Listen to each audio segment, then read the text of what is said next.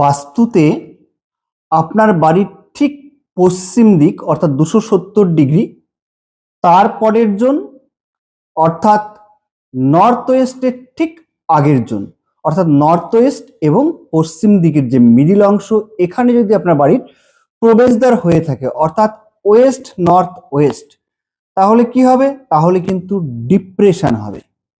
বাড়ির সকলেই কম বেশি ডিপ্রেশনে ভুগবেন, কিন্তু বাড়িতে কোন ব্যক্তি সব থেকে বেশি ডিপ্রেশন এবং সেই ডিপ্রেশন থেকে আস্তে আস্তে সে মানসিক সমস্যা এবং সুইসাইডের প্রবণতা পর্যন্ত দেখা দিতে পারে, তাহলে কোথায় যেতে হবে? তার জন্মকুণ্ডলীটা একবার চেক করে নিতে হবে। অর্থাৎ জন্মকুণ্ডলীতে কেতু, চন্দ্র, বুধ একত্রে বসে থাকে, তাহলে কিন্তু তার ডিপ্রেশনের মাত্রা কিন্তু বাড়তে থাকবে এবং সেই ডিপ্রেশন থেকে কিন্তু সে বড় রকম সমস্যায় পড়তে পারে। অতএব আপনার বাড়ির যদি এই প্রবেশদ্বারের ট্রিটমেন্ট করা হয়, রেমেডি করা হয়, তাহলে কিন্তু সহজেই কিন্তু সমাধান পাওয়া যাবে।